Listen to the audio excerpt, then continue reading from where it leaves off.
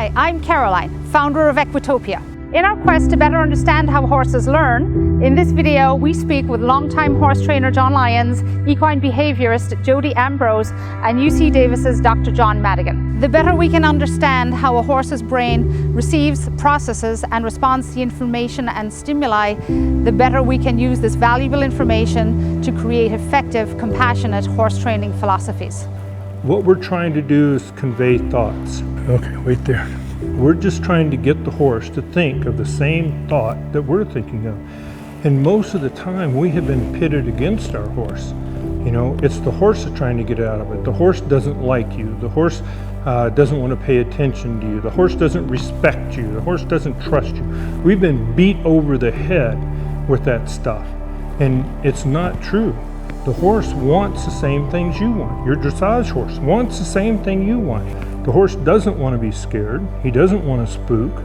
You know, I don't want him to be afraid and I don't want him to spook. So I guess we both want the same thing. He doesn't want his head up here in the air where he's scared to death. You know, I don't want his head up there and have him scared. Many times when people say a horse is being bad or stubborn, they're labeling natural or instinctual behavior as misbehavior. Every behavior has a purpose, and what drives instinct is survival. The horse has survived as a prey animal, evolutionary-wise, by rapid responses to fearful situations. Quick, sudden, I'm out of here as fast as I can without a lot of thinking. So that doesn't involve studying the situation, looking things over, figuring out the terrain's better over here, or there's a barbed wire fence here. It's a quick, sudden surge of adrenaline right in the brain. The glucose goes up, the ACTH, the cortisol, and then manifests to the cardiovascular system. The heart rate goes up, the gut blood flow changes, the blood flow to the muscles, and that heart rate goes through the roof. And these guys are on their way out, and there's no thinking involved. Look at any horse that is upset, is not doing what the rider asks or the person handling the ask, and then ask yourself this question: is he at peace? Is that horse at peace? And 99% of the time, 100% of the time, the answer will come back no. And what does the horse want to feel like? He wants to feel like this. This is what he wants. So what does a horse at peace look like? Their eyes will be soft, their ears forward or to the side. Their lips should be softly closed, their jaw muscles relaxed. Their body will have slow, steady muscle movement, not too still, not fidgeting. And usually their head will be lower and their respiration will be slow and steady, which can be seen in the relaxed nostrils and slow movement of the rib cage. Horses show stress in lots of ways. Their eyes will be wide and their stare can be hard or distant. Their ears may be pinned backward or tense and straight forward. Their mouth sometimes will be open or their jaw can be clenched. Lots of lip and tongue activity. Body muscles may be tight and perfectly still or constantly moving. Their head may be straight up in the air with bulging neck muscles. Their breathing may be quick and shallow, which can be seen in the movement of their rib cage or often flared nostrils.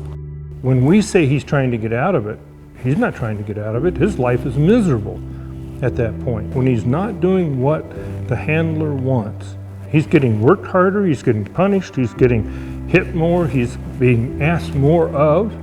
He's not getting out of anything. He's getting into a wreck. Spooky is a evolutionary biology that this could be bad, I could lose my life, and if I see something suddenly, the best thing I can do evolutionary wise is make the most quick, rapid move to exit as I can. And that's all biology. That's not bad behavior, that's biology. When a horse is in a heightened state of arousal, as tends to happen as a side effect of punishment or flooding, they're not in the right frame of mind to learn. For training to be productive, they need to be relaxed and receptive. That's pretty fun, isn't it? Good boy. When the horse is in a calm state, they're using their cortical functions. So they have olfactory input, they have auditory input, they have visual input, and they can look at things and make some discernible decisions about what they're going to do and the safety of different things. So when that adrenaline goes off, when the saber-toothed tiger response shows up, there's no more assessment, and that horse is then mobile and out of there. And at that stage, you're not learning anything. There's not going to be anything. So the question does come up, and it's a valid question, is if there's a little fear response, your heart rate goes up, you're curious, what effect does that have on your perception and learning compared to the calm horse? And the calm horse doesn't have to be influenced by adrenaline in the brain, that this could turn into something really bad. And then if it looks like it's going bad, then you get a bigger surge of response. And again, during that time, you're not going to have cortical input for analysis and thinking. If you can get them to the point where they have control over their physical response to anxiety and fear, then it brings them into a place where they can learn and where you can give them better coping mechanisms to deal with their stress. So he's going to be really scared of this because it's reflective and big. The common responses to a horse being scared of something like this are what we call flooding, which is presenting it to them in a way they can't escape from it. And a lot of times stuff like this gets put in the stall or hung in the stall, and the horse can't get away from it. When you're doing this flooding, it's very specific to that particular stimulus. Asking the horse to do a certain procedure over a tarp or something like that, it's that one object and that one thing that they've learned, not this concept of more global trust and more global, I'm okay in this situation with you. So he's choosing to walk around on the far side of the stall and see what happens. He's investigating what it is and figuring out for himself whether it's safe. If I were to throw this at him or put it in his stall with him, he would get overwhelmed by his anxiety about it. But right now he has a choice. It's not moving around, it's not doing anything. He can navigate it and participate in the process of figuring out what it is and what it means to him. And if I watch his body language, I can see whether he's getting what we call over threshold, if he's getting to a point where he can't take in information and he's not going to get any better. But I know Ripley, and I know he's really curious. Light reflection is a big trigger for a lot of horses. They don't see color very well, but they see light and shadow. So something that's more reflective of light is going to be scarier than something that's got a dull finish. So he genuinely isn't scared of it now because he processed his fear. So instead of him being flooded with fear, we've changed his emotional state into a positive one, and now he associates this object with good things, and that's going to last. So a great question comes up, can the horse learn in a fearful environment? And by and large, it's pretty clear that learning is really interrupted when you're in a high fear situation across a variety of species. A lot of evidence for that. So I don't have to tell him, don't hold your head up there.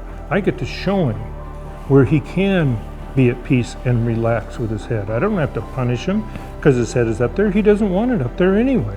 And his life is miserable up there. When he's running around, scared to death. In addition, simply punishing unwanted behavior only tells them what you don't want them to do and fails to provide information about what you do want them to do. I don't have to punish him or make him work harder. What I can do is show him where he can be at peace in his life. Now, nose right, hips right. Most of the time, and when I say most of the time, I'm talking about 80, 90, 95% of the time, the horse and I want the same thing. The haunch is in, and if I knew that, if I inherently knew that, if I drilled that into myself, then what would happen, it would become a huge training tool for me to use. We've learned more about the physiology of the horse, and we look at the evolutionary biology and look at the situations that our horses live in and the environment we place them in the cities and the towns, on the trails and the bicycles. We're constantly having to deal with the evolutionary biology and letting the horse get it into perspective. And I think training methods that allow that are the future. It is a huge, huge training tool to know that. To know what truly the horse wants in his life. He just wants to be at peace, and he's willing to do anything that we want him to do. Go over jumps, canter pirouettes, to do stupid things like spin in circles. He'll go on our trail rides. He'll do anything, for us if we let him be at peace.